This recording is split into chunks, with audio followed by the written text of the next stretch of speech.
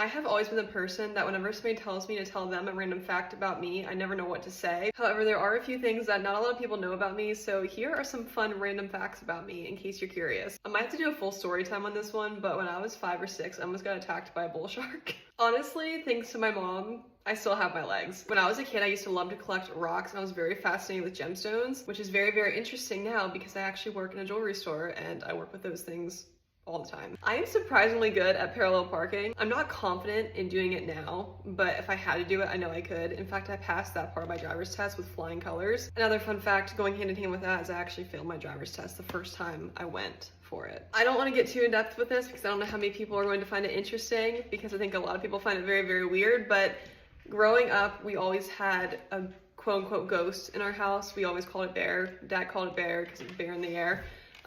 This thing followed him around since he was a kid, and growing up, of course, with him being around and stuff, we would have multiple different things happening throughout the course of my childhood, which we all, said it was Bear. It was Bear playing with us or whatever. He would turn on lights, plug things in. There's been constant knocking on the walls. I've heard a bunch of stuff. Now that I've moved out on my own, I haven't experienced anything, but growing up, we had quite a bit of stuff happening. I used to love to write poetry and just stories in general. In fact, I still love to write. I always used to want to write a book full of poetry and things. Not to say that that won't ever happen, but I've been kind of pushing it off because it's just not my priority right now, but that was always a goal of mine that hopefully someday I can still, do. I'm gonna end it on this one. I actually always knew that I was going to marry my husband ever since I was a kid. We grew up together. We actually started playing soccer together on the same team while we were around 4 or 5 years old, and I always just kind of had this gut feeling that I was going to marry him someday. Was I always thrilled with that idea? No, not really. In fact, it took a couple months into dating for me to actually